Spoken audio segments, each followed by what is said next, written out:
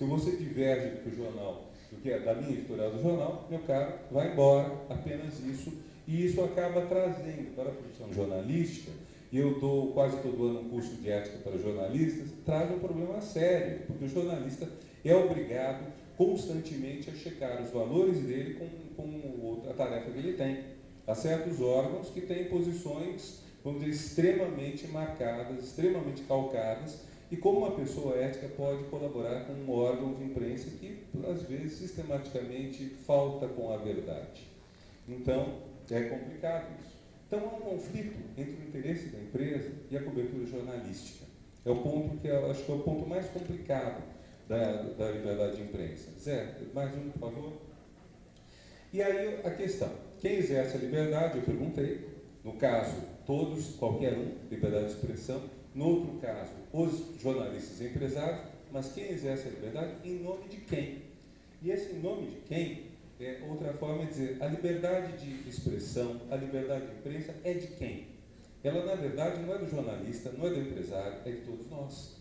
Então, no caso da liberdade de expressão, toda e qualquer pessoa, todo e qualquer ser humano exerce essa liberdade em nome dele e de todo e qualquer ser humano. Mas no caso da imprensa, o que justifica a liberdade de imprensa, ela ser exercida não em nome próprio pelo jornalista ou empresário, mas porque ele está exercendo em nome da sociedade. Ele está procurando uma coisa que seria um bem social. Zé, mais uma, por favor. E isso leva a uma questão complicada. Como o titular da liberdade, a humanidade inteira, controla quem exerce a liberdade de imprensa em seu nome. A Folha de São Paulo, nos anos 90, desenvolveu uma teoria que era do mandato do leitor. Todo leitor da Folha, ao comprar o jornal ou de outros jornais, estaria dando um mandato ao jornal para que ele apurasse os fatos. Então o jornalista podia ser chato, podia ligar para sua casa às 2 da manhã para verificar uma coisa, porque não era o interesse dele, jornalista, era o interesse do público ao qual ele representava. Então, a ideia da Folha era, o controle o voto no jornal é dado quando cada manhã você compra o jornal na banca ou quando você faz uma assinatura, e claro, você tem que ter um correlato, você pode cancelar a assinatura a qualquer momento, porque muitos órgãos hoje permitem. Você faz uma assinatura, você cancela. E eu dou um azar tremendo. Quase toda vez que eu assino uma revista ou um jornal, eu fico tão descontente que eu tenho que cancelar a assinatura 1 ou 2 meses depois. Eles pioram, não sei o que acontece. Enquanto eu compro em banca, eles são bons. Quando eu começo a assinar, eles pioram. Então, eu tenho sempre que utilizar essa cláusula de cancelamento, já usei muitas vezes, e é chato, porque você passa por um monte de gente, tem que explicar um monte de coisa. Mas então seria isso. E haverá outros meios, conselho de leitores, comitê de ética, a gente não sabe. Não sabe. É quase um buraco negro isso daí. A gente não sabe. Continuando, Zé. E da imprensa se diz que é um quarto poder, opinião pública, e que ela é difusa, é uma convicção muito difusa que ocorre pela sociedade, e é um plebiscito diário que se faz em relação ao governo. Todo dia você tem um certo aval que está sendo dado, ou não, aos governos, porque no Brasil nós temos estadual, municipal e federal, cada um de nós está sujeito a 3 níveis, muitas vezes, de partidos diferentes. Então, todo dia nós estaríamos dando esse aval. Aí nós temos um problema, que eu não coloquei nos slides, mas é o problema de quando a opinião pública e a população não concordam. A frase, acho que da jornalista Miriam Leitão. O problema é que o povo não está coincidindo com a opinião pública. O que é uma expressão muito paradoxal, porque em tese a opinião pública seria o povo.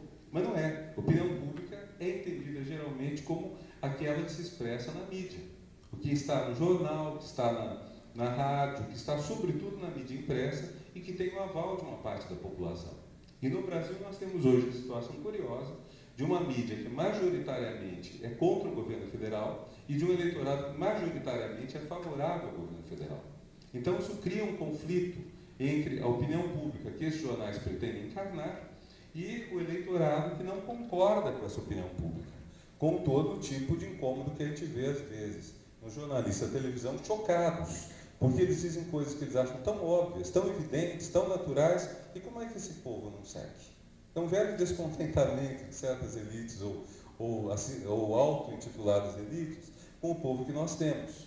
Então é uma coisa interessante a gente ver esse descompasso que existe, vamos dizer, entre o povo soberano e a representação da vontade dele pela liberdade, pela imprensa, que, enfim, no Brasil tem uma amplíssima liberdade, está controlada praticamente em nada. Continuando, então.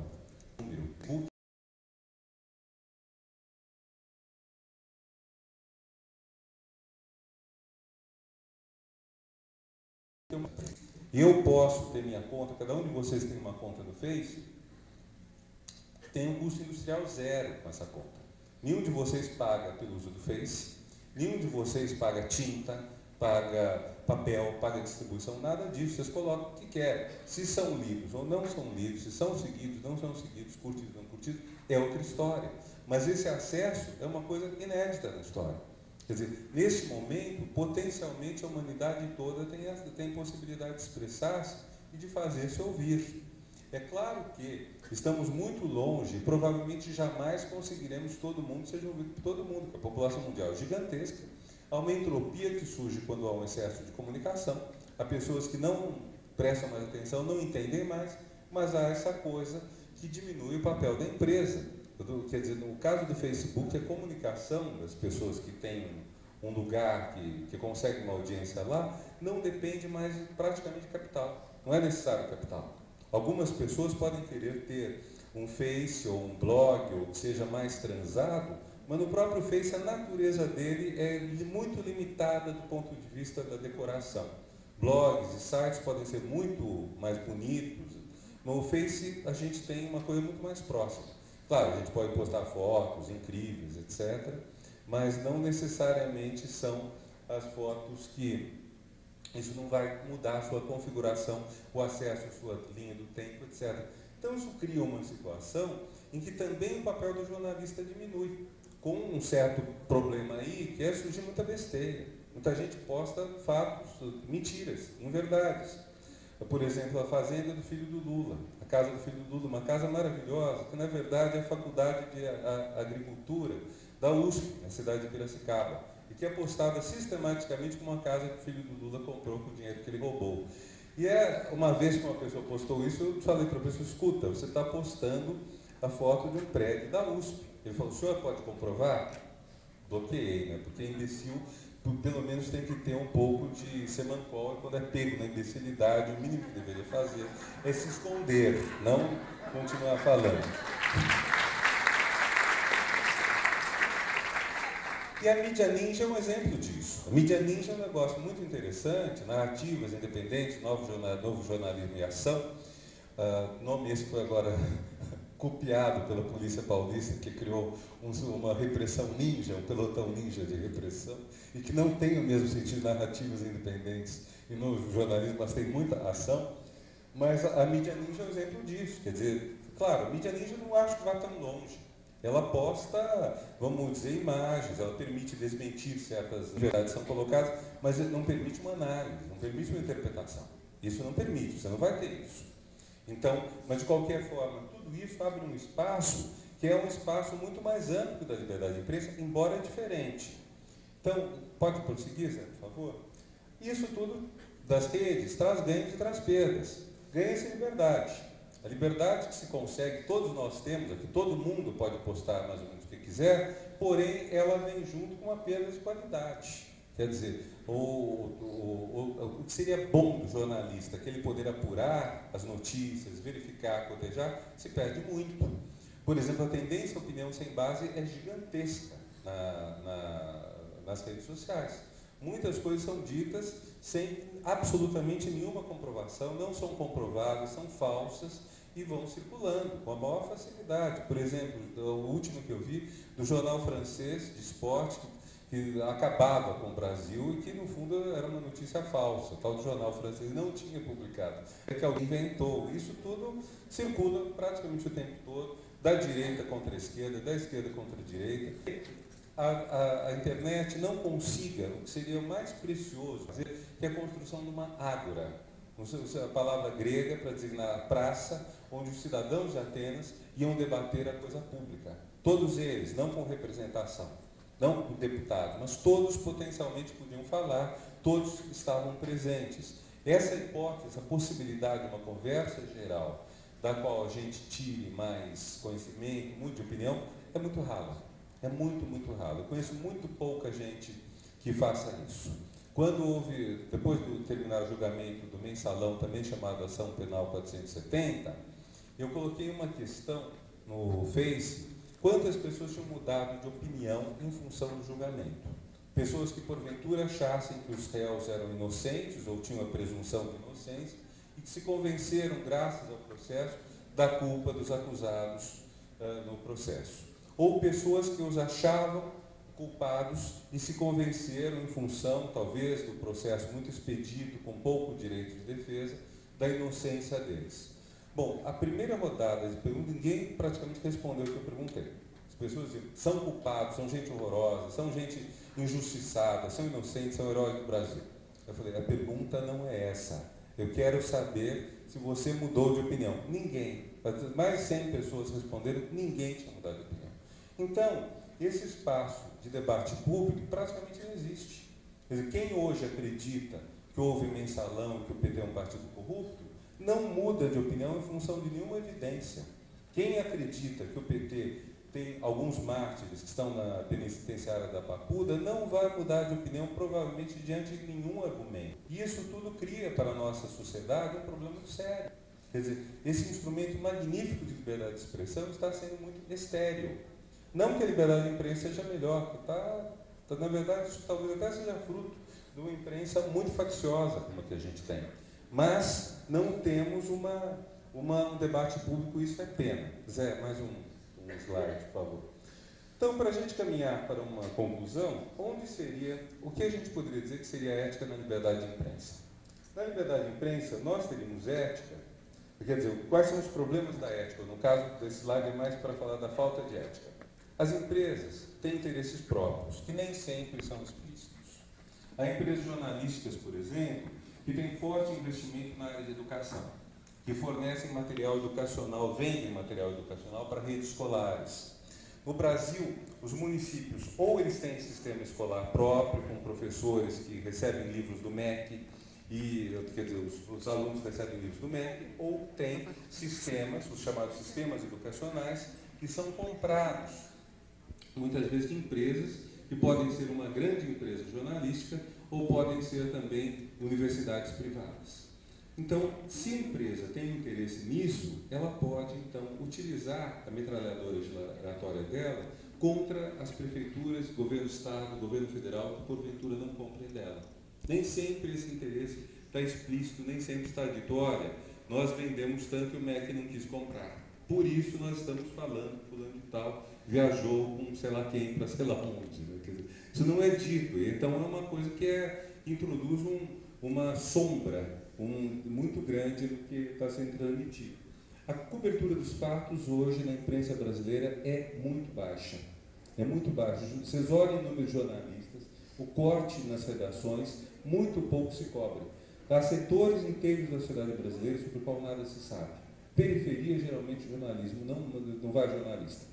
Então, há muita coisa que não se tem ideia do que aconteça. Eu, por exemplo, estou lendo o New York Times, tem uma assinatura do New York Times. A cobertura do mundo que o New York Times tem é muito maior do que a cobertura. O Brasil não faz cobertura internacional quase nenhuma, não tem mais quase nenhum correspondente internacional, e correspondentes do interior dos estados, dos grandes jornais, são raríssimos. Raríssimos. Então, quando muito, você tem um correspondente na capital dos estados, mas você está totalmente desinformado, lendo um jornal, sobre o que acontece no interior dos estados. Poucos jornais fazem isso, muito poucos. Depois, mistura de fatos e opinião. As revistas semanais brasileiras, todas elas, junto com a notícia, dão opinião. Veja, Isto É, Carta Capital, Época, cada uma tem uma mistura de notícia com editorial. Agora, o jornal El País, um jornal espanhol respeitado internacionalmente, diz isso também. Quando o Gaddafi estava a ponto de ser deposto, ele sempre falava o autocrata, o ditador. Era sempre assim. Quer dizer, isso você não pode fazer. Você tem que separar as duas coisas. Você pode ter que falar, chame como quiser. Aliás, o título do Gaddafi, o título de poder, ninguém sabia qual era, porque ele não era presidente, nem rei, nem nada do gênero. Mas, enfim, você misturar o juízo de valor com um relato de aparentemente fatos é muito complicado, porque você induz o leitor e por isso você não tem análises. Em vez de análise, você tem meras opiniões. A Folha de São Paulo tem mais de 100 colunistas por semana. Alguns são muito bons, mas a maior parte é mera opinião. Qualquer assunto vai ser opinião. Sem pesquisa, sem estudo, sem nada, sem indagação. Isso tudo deteriorou incrivelmente a nossa imprensa. Continuando, por favor, Zé. Já na liberdade de expressão, eu usei uma expressão em inglês que eu gosto muito, que é trigger happy.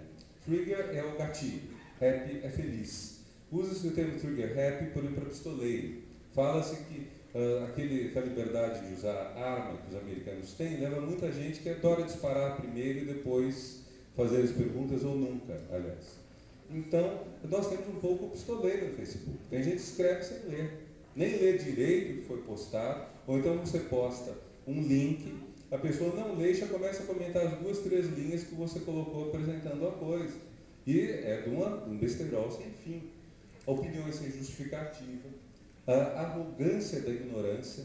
Eu lembro, anos atrás, um manifesto da Associação Docente da USP falava contra a ignorância irrequieta. E um colega meu falou, a ignorância não é irrequieta, a ignorância é parada, conformista. Enorme engano. A ignorância é super movimentada. Ela agita, ela gosta de falar, gosta de ocupar, gosta de se exibir. Ela é extremamente arrogante. Daí, desrespeito ao outro, e finalmente o que eu, evocando os reis da França, os Bourbon, que passaram 25 anos fora da França, da Revolução Francesa até a Restauração, e que voltaram, e diz o escritor Stendhal, eles voltaram, não tinham aprendido nada, não tinham esquecido nada. Então, quer dizer, eles voltaram exatamente achando que o mundo estava como antes da Revolução, que podia retornar o relógio 25 anos. E a gente tem muito disso no Face, por exemplo. Muito disso, quer dizer, a discussão não leva a nenhuma mudança, só uma gritaria. Militantes, por exemplo, gritando e convencendo eles próprios, não convencem ninguém. Ou vocês acham que atacando Joaquim Barbosa, chamando Joaquim Barbosa dos piores nomes, você vai convencer alguém que admira Joaquim Barbosa de que ele não é uma pessoa decente, ou vice-versa, no outro lado? Não vai. Você tem que ter algum outro tipo de linguagem. Continuando, por favor, Zé. Como deveria ser? A imprensa deve apurar fatos. Eu sei, todo mundo que estudou um pouco sabe que fato em estado puro não existe. Um fato construído tem uma interpretação, etc. Não importa. O jornalista tem de alguma forma que acreditar que existe uma certa objetividade dos fatos. Essa é uma crença sem a qual a profissão jornalística fica muito trôpega. A crença é errada do ponto de vista das teorias da narrativa? É talvez errada. Mas se você não for o mais longe possível nisso, você não consegue fazer um jornalismo que procure construir uma narrativa na qual pelo menos cheguemos a acordo sobre alguns pontos, que não sejam apenas que agora é noite, que nós estamos em Campina Grande, que a presidenta da República chama Dilma, e mais alguns fatos, que a gente tem que chegar a um pouco mais do que isso, para até interpretar esse campo comum de conhecimento de formas diferentes, mas convergir nessa questão. Segundo ponto, separar a opinião deles. Então, há jornais que, inclusive, tradicionalmente, colocavam em tipo diferente. Em itálico, em letra inclinada, quando é opinião, em letra comum, quando não é opinião. Que assinavam a opinião e deixavam o registro dos acontecimentos sem assinatura, ou atribuído a agências.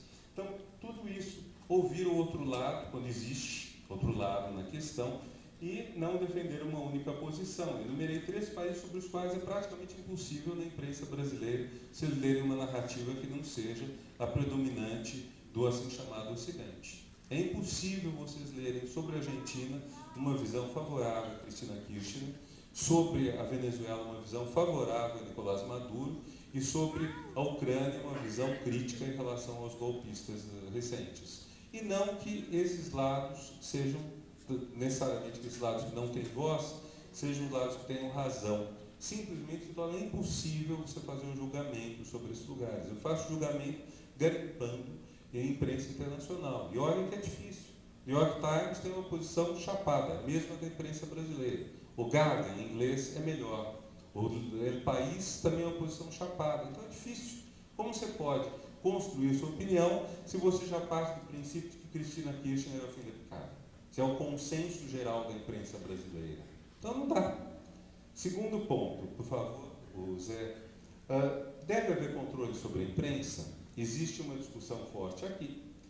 A pergunta que eu formulo é: não estatal de controle sobre a mídia concedida, esqueci de dizer. Existe uma mídia que é empresa privada, sem problema, jornais impressos. Existe uma mídia que usa concessões da sociedade, como as ondas de rádio, televisão, etc.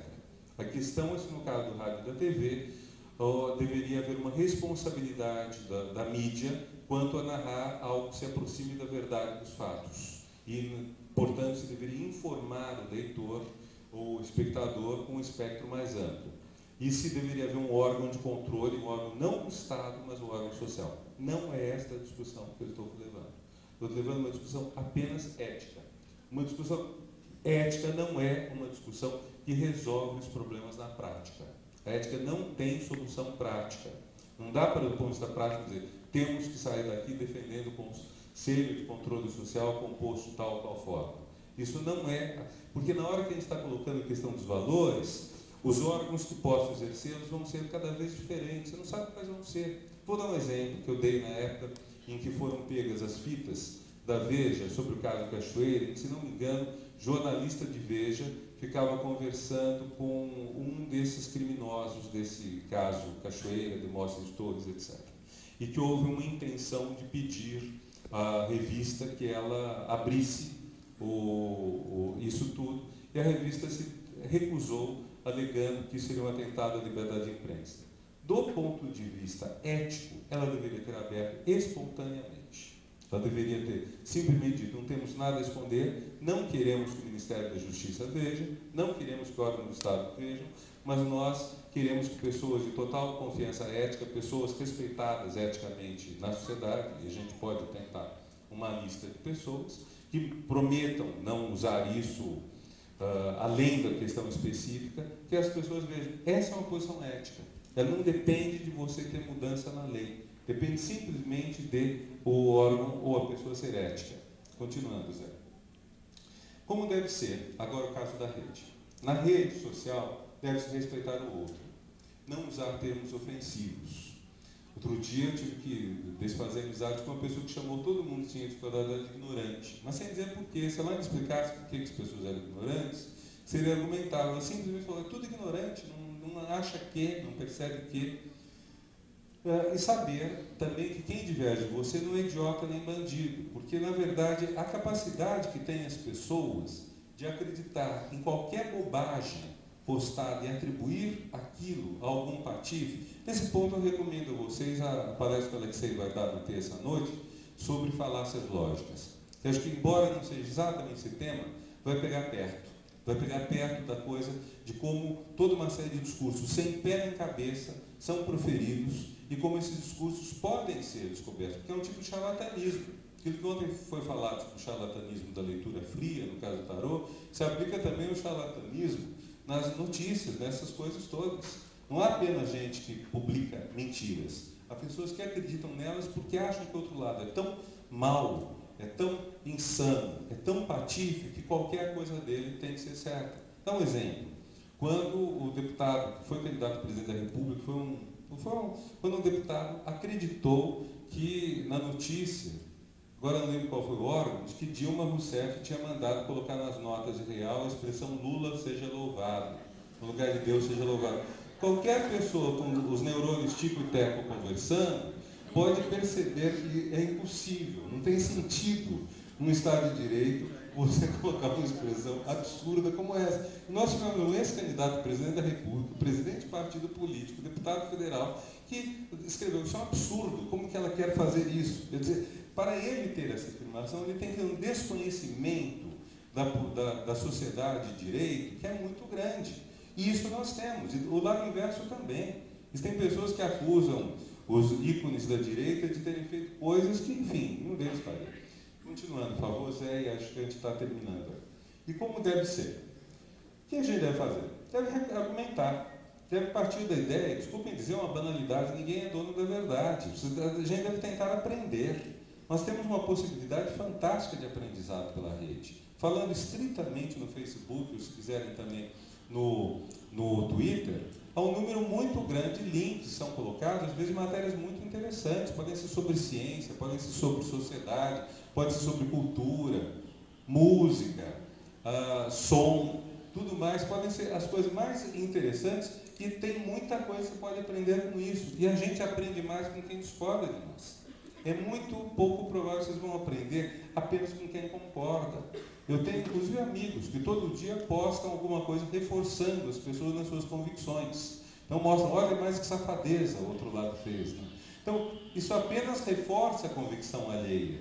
Isso não traz de forma alguma uma mudança de ideia. Mas eu acho que nós deveríamos justamente nos preparar para essa coisa de mudar de ideias, ou pelo menos, se você não mudar de ideia, você tentar ter argumentos melhores para sustentar as suas ideias. E nós temos uma grande visão social, vamos dizer politicamente, aqueles que defendem a livre empresa, a livre iniciativa, pouco controle do Estado, o movimento do capitalismo, que são os liberais, e aqueles que defendem maior controle do Estado, maior atuação do poder público, maior taxação e maiores investimentos sociais diretos, e tem uma visão, diríamos, socialista. São duas posições inteiramente legítimas. Ninguém é corrupto ou repressor porque é socialista, ninguém é vampiro ou malvado no seu coração íntimo porque é liberal. Então, os dois lados podem crescer e podem, pelo menos, forçar o outro a discutir melhor. Então, é esse o ponto de vista, vamos dizer, se a gente pensar essas duas liberdades do ponto de vista ético, a grande questão ética que está em jogo hoje é como a gente faz a democracia funcionar. E democracia não existe sem divergência de opinião, mas não apenas a liberdade de opinião por ser liberdade de opinião. A liberdade de opinião na medida em que ela nos permite aprender com o outro. Não é apenas a tolerância no sentido de dizer, eu não concordo com nada do que você diz, mas defenderei até a morte o seu direito de falar. A frase que Voltaire nunca disse, mas que é atribuída a Voltaire. Mas, que é uma bela frase, uma biógrafa dele que diz, era como se Voltaire tivesse dito, abre aspas, e aí virou assim, uma frase de Voltaire, 1900 e pouco. Mas não é essa frase apenas, essa frase é bonita, mas mais do que isso nós podemos aprender com outra posição. Ou se é uma lição que a política do século XX nos dá, que ninguém estava certo. Quer dizer, quem apoiou uma visão mais de esquerda, culminou no comunismo, uma visão mais de direita, essas pessoas erraram e têm a aprender um com o outro. Então, o que nós temos que fazer é ir além simplesmente de todo mundo fala e ninguém escuta, para uma situação que a gente escuta, ouve e aprende. Mais um slide, por favor, Zé. Bom, é isso então. Muito obrigado a vocês. Agora nós temos um espaço de perguntas curto, mas vamos lá.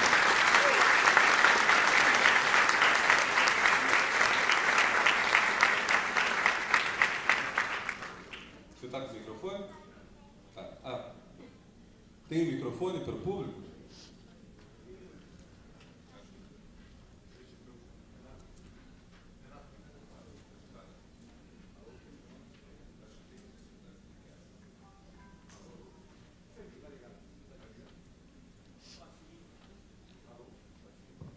Alô. Boa noite, Renato. Boa noite a todos. Parabenizar pela palestra, mas permitam-me discordar do senhor em 2 pontos. O senhor sabe que nós temos um código de ética que diz que o compromisso fundamental do jornalista é com a verdade dos fatos. Correto? Nós temos hoje uma imprensa extremamente comprometida com o governo, mesmo porque 90% dos órgãos de comunicação do Brasil, que eu falo a nível de Brasil, são feitos hoje por jornalistas que não são formados. Nós temos uma imprensa feita basicamente por focas que não passaram pelos cursos de comunicação social, mesmo porque o ministro Gilmar Mendes permitiu que isso fosse possível. E hoje nós estamos com uma imprensa extremamente irresponsável que não faz exatamente aquilo que o povo brasileiro precisa, ou seja, falar a verdade. Por quê? Porque nós não temos jornalistas profissionais, a grande maioria de quem está nas redações são pessoas inábeis, despreparadas e sem formação acadêmica. Meu protesto é exatamente isso. Nós temos hoje, na nossa imprensa brasileira, jornalistas que não são jornalistas, quando temos no Congresso Nacional uma emenda constitucional exigindo que o diploma seja legalizado nesse país. Muito obrigado. Muito obrigado.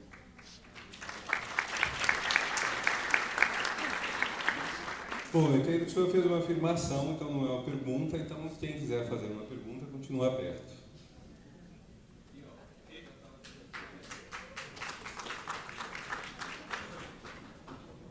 Boa noite, antes de tudo.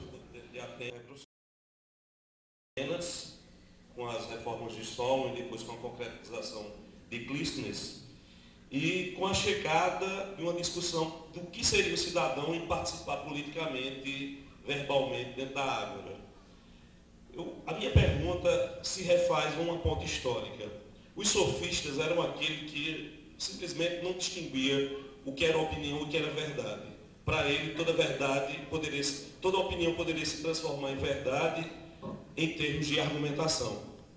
A minha pergunta é, hoje vivemos novamente um duelo em que as opiniões podem ser vendidas como verdade, e nós que trabalhamos com o senso crítico, a filosofia do senso crítico, de apuração, de separar fatos e opiniões, será que novamente, interposto pelo capital, estamos entregues, pelo menos, a opiniões como a da Raquel Sherazade, que coloca a sua opinião como se fosse verdade e ganha, inclusive, adeptos, quando aquilo se revela como uma plena sofisma? Ok? Obrigado. Obrigado pela pergunta. E agora, só um ponto. Quer dizer, veja, questão de verdade é muito complicada. Nós podemos pensar que existem fatos sobre os quais se chega a um acordo que são verdadeiros.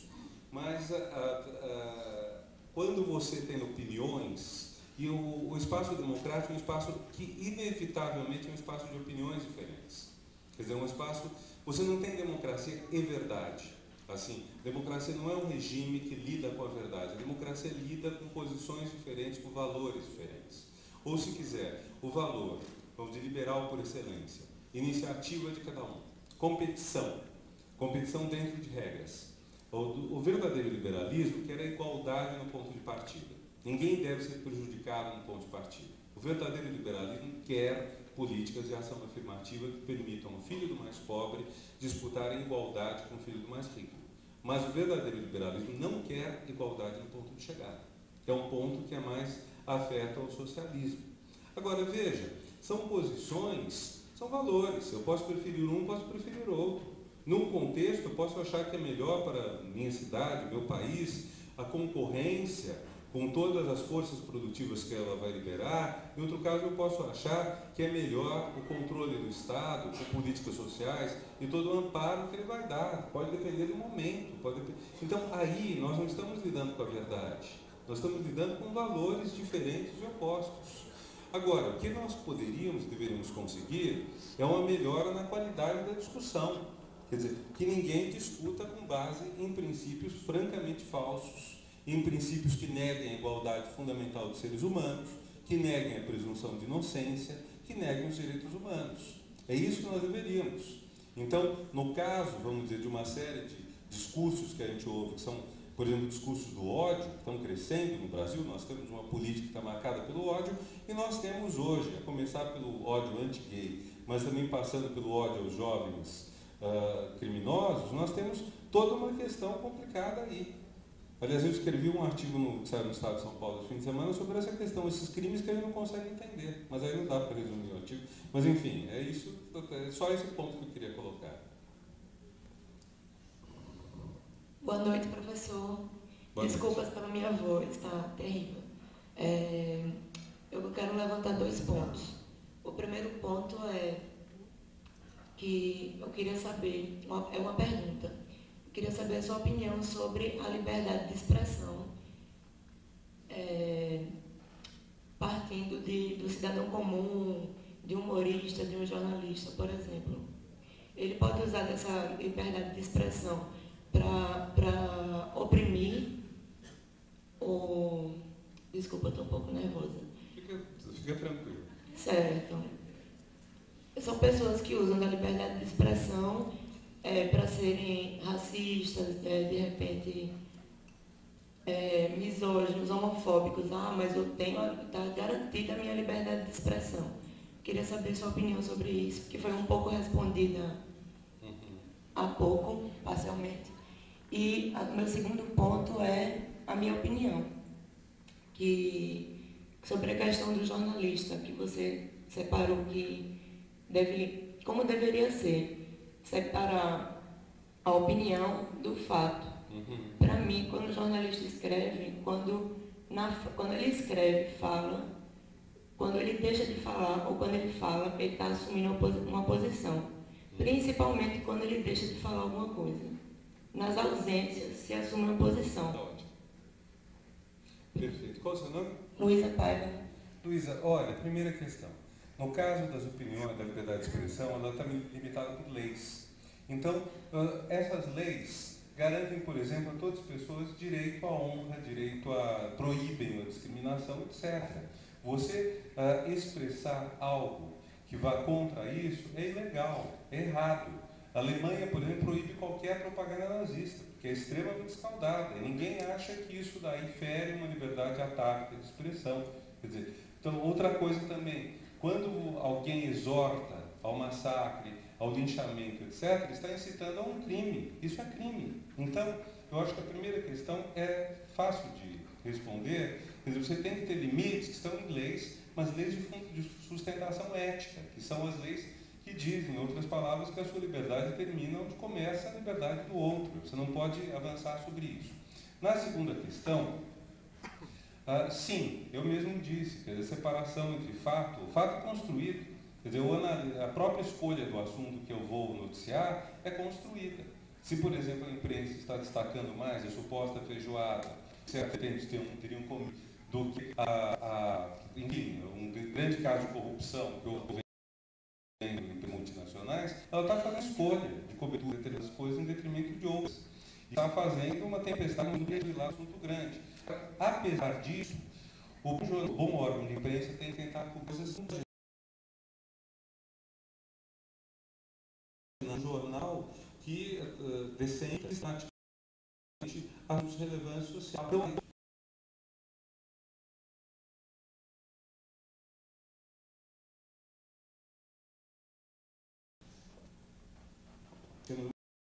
Mais uma ou duas perguntas?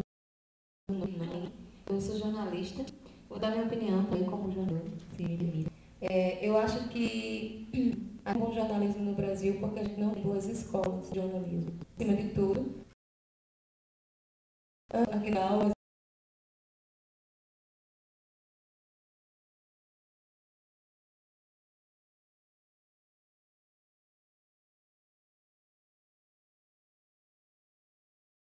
querem ser escuros.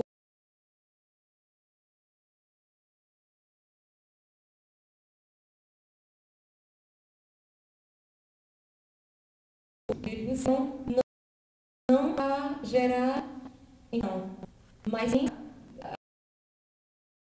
a gerar mídia assim. E aí o jornalista fez uma pergunta, não fez a pergunta, ele transformar o comentário em uma pergunta. O que você acha da do diploma? Muito da exposição. Vou responder só que não tem a ver. Eu acho que questão de controvérsia. Quer dizer, não acham claro se sim ou não. Quer dizer, tem muitas teses sobre isso. Uma ideia que com a nosso pátio é o curso de jornalismo como se ele quarto de qualquer curso universitário. Que a pessoa faz 2 anos de 2 anos de filosofia, 2 anos de engenharia, depois faz 2 anos de jornalismo. Isso a pessoa poderá ser um jornalista científico, jornalista cobrindo tal qual, etc. Eu acho isso melhor do que 4 anos só de várias de matérias, são matérias ministradas em faculdades, como às vezes a própria veterinária, etc. Agora, isso, eu não sei se eu concordo que a má qualidade do jornalismo brasileiro tem a ver com a falta de formandos em escolas de jornalismo. Porque, na verdade, é falta de investimento em profissionais. Nós temos muito bom já jornalismo má qualidade. Isso tanto tem jornalistas não formados. O problema que está acontecendo é que os jornais substituem, por exemplo, em vez de análise, e o jornal, às vezes, a mesma pessoa lê coisas. Se o seu olha, eles consultam, pessoas são especialistas em tudo. Quer dizer, se tiver que discutir uma questão de engenharia, você teria que ter disso. Você teria que ter forças que são disso. Se isso passou por fazer a pessoa dos 18 ou 22 anos na faculdade de jornalismo, não seja a questão principal.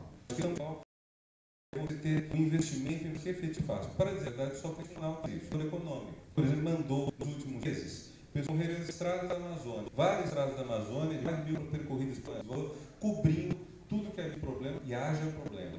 Você viu isso, mas nenhum outro jornal do Brasil está falando.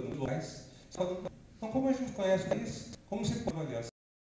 Se, por exemplo, a gente sabe que muitas estradas são ruins, não passa e quebra e perde uma introdução, mas você tem uma cobertura disso é muito raro. Então, isso eu acho que é uma coisa que está muito à falta. E a gente ganha, então, da imprensa, isso faz também que a falta de qualidade técnica do jornalismo seja também uma falta de qualidade ética. Porque se o jornalismo não cobre bem o que está acontecendo, então como ele pode opinar? Como você pode ver se esse governo estadual é bom ou ruim, se não tem sequer informações sobre isso? O jornalista relatou recentemente que ele tinha estado em Piauí e as crianças estão indo escolar para a escola. Ele saber dela.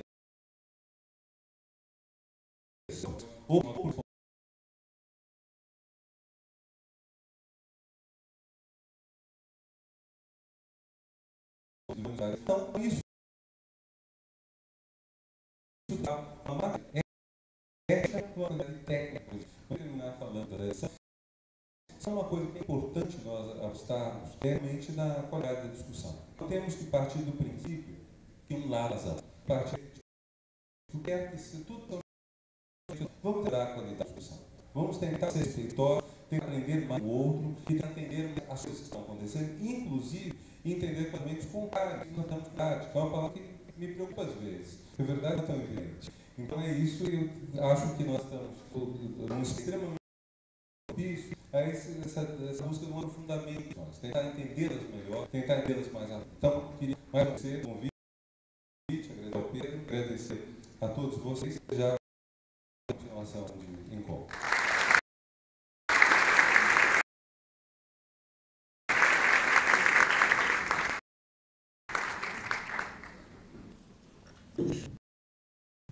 Eu queria convocar o nosso grande Pellegrini, que ele tem algo a nos dizer.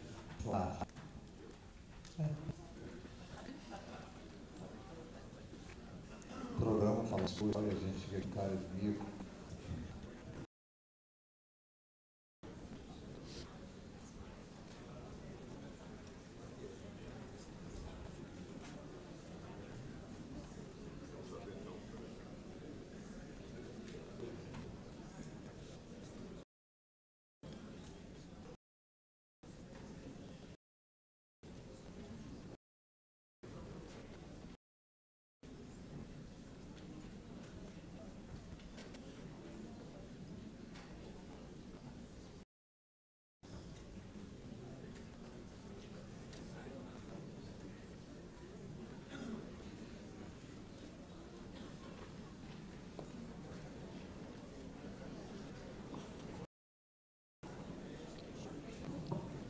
Como diz o Pellegrini, peteca com ele.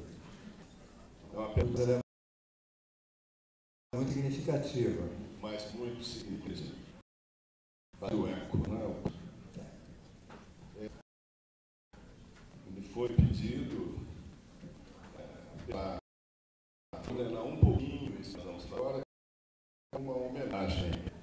Vocês sabem, participantes atuais do encontro, todos os anos se escolhe uma categoria ou uma pessoa para ser homenageada, e isso vai acontecer agora. Uma homenagem em relação aos budistas. Aos budistas, na Campina Grande, mas de outras cidades brasileiras, que tem o primeiro encontro, se fazem presentes, elaboram com consciência, trazem palestras, trazem shows, trazem, enfim, uma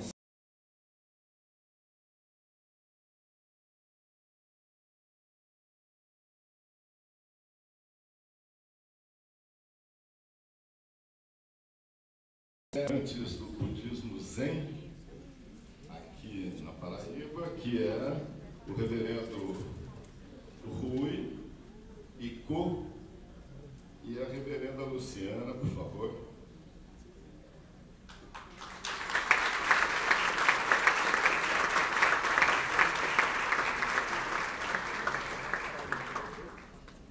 E nós, aqui juntos, vamos prestar uma homenagem a um outro casal importantíssimo também, como diz Budismo Zen, lá de São Paulo, que é o reverendo Ricardo Mário Gonçalves, professor,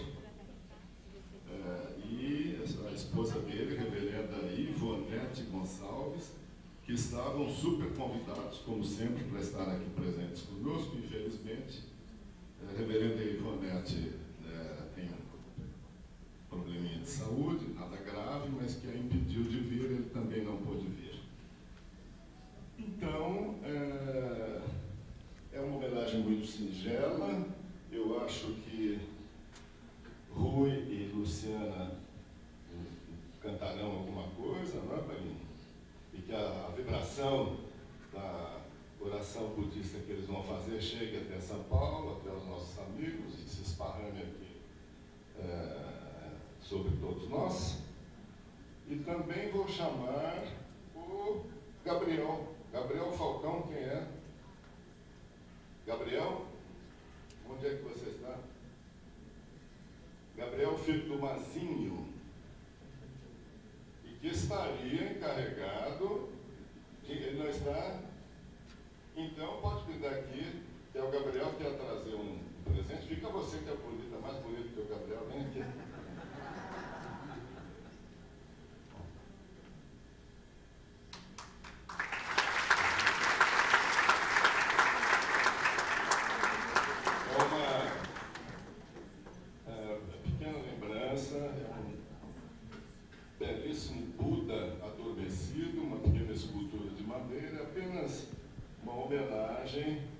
Ao Templo Budista aqui de Campina Grande, e a direção do encontro entrega nas mãos do Rui e da Luciana.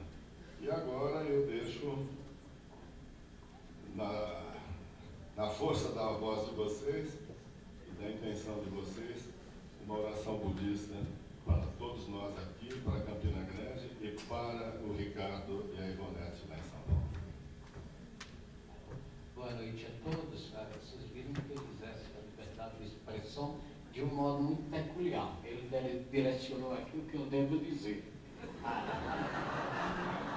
Explicação no que quiser budista. Quando eu fui convocado também no improviso, eu disse, oh meu Deus, os deuses, que bom que lá estivesse o Pellegrini e o Queiroga, porque eles falam, são prolixos, e no final eu não precisava mais dizer nada. Mas eu vou... Não sei se isso é um elogio ou uma censura. Depois exercendo o meu direito aqui. Bom, o professor Ricardo Mário Gonçalves, ele nasceu em 11 de junho de 41. É graduado em 64, professor da USP desde 1965 até 1995. E é missionário, eu estou falando um pouquinho só. Galera, depois dessa parada aí, o Peixoto vai palestrar. Luiz Peixoto, da UABRJ. Pesquisador do Instituto Budista de Estudos Missionários, entre outras coisas.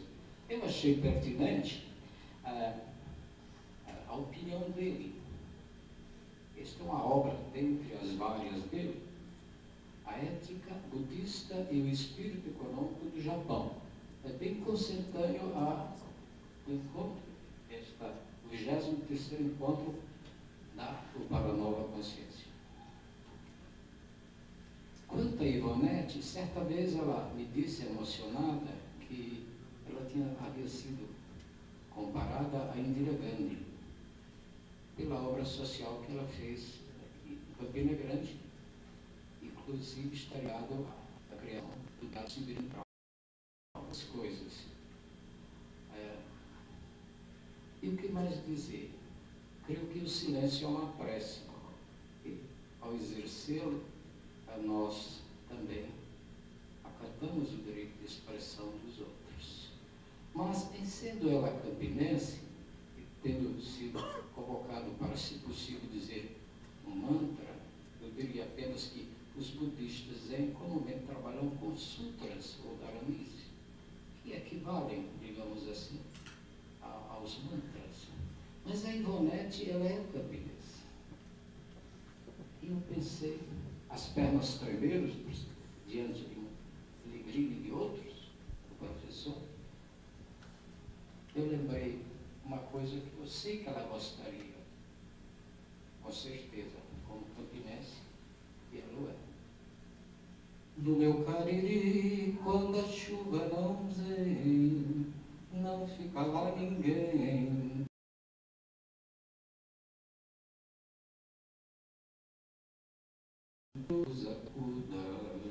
Então eu peço, Ivonete, como sem chuva, volte para nós. E então, que bom que eu dissesse a vocês, junte as palmas às mãos e vamos desejar, por exemplo, que sejamos transportados dessa margem sem ética para uma margem de ética construída, entre tantas coisas, pela liberdade de expressão. Nós diríamos assim: Guiatei, guiatei, araço guiatei, bodhi sovakahanya, shingyo.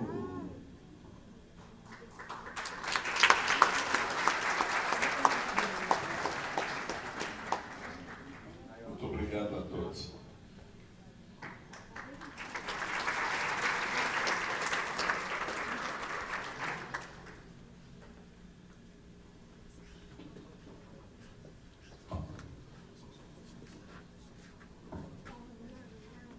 Petrus.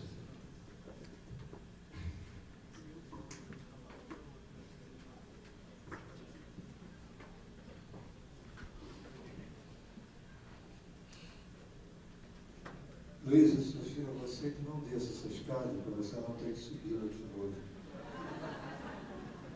Não, desce a escada. São 23 anos que as coisas são do mesmo jeito aqui. Eu Peixoto. Aí, tá vendo? Pode descer. Seja feliz. Eu sozinho já me encorrego de fazer grandes bicos, todo mundo sabe disso. Então, quando os bicos começam lá, aí é que ficam, mano. Aí é que não dá para acreditar, mas... Bom, dando prosseguimento.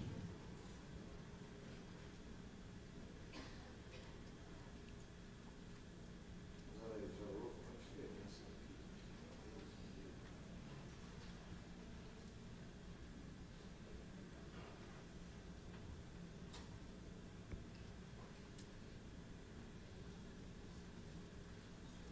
Muito bem. Mais uma pessoa daquelas que é muito útil no momento que vivemos, seja mais um membro da Comissão de Direitos Humanos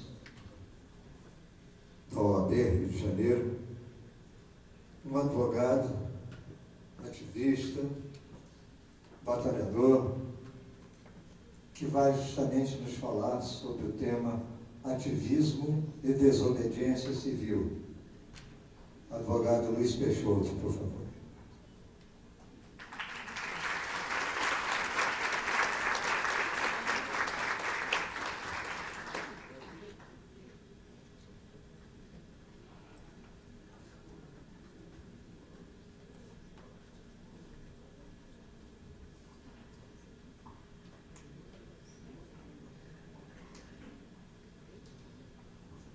Alô, sim. Boa noite. Eu vou puxar essa cadeira um pouquinho para cá, para ficar mais perto. Não gosto de ficar atrás da mesa. Muito obrigado, né, a todos aqui estarem aguardando até agora. E todas as pessoas que viajaram. Eu fiz uma viagem bem longa para estar aqui. Foi uma felicidade, primeiro, receber o convite. Eu não esperava nem pela forma como ele aconteceu. Algumas pessoas daqui, da Nova Consciência, me ouviram falar nas passeatas no Rio de Janeiro, através das transmissões que eram feitas nas ruas. Aí acharam que eu podia dar uma contribuição, eu fiquei muito honrado com isso. Então, o primeiro encontro começou justamente no momento que me convidaram, porque eu ia imaginar assim, o que eu vou dizer em Campina Grande, o que eu vou dizer às pessoas sobre esse tema que é tão tão interessante que é ativismo e desobediência civil. Primeiro, da gente entender assim, ativismo, atividade. Né? A primeira coisa da gente distinguir é que eu tenho a possibilidade de ter qualquer pensamento na minha vida. Eles são incontroláveis. De ter qualquer crença, elas são infinitas. Eu me lembro de uma ocasião que eu estava no interior do Rio de Janeiro, falando a um grupo de pessoas que estavam fazendo alfabetização, que eram da terceira idade, e em um determinado momento eu estava falando sobre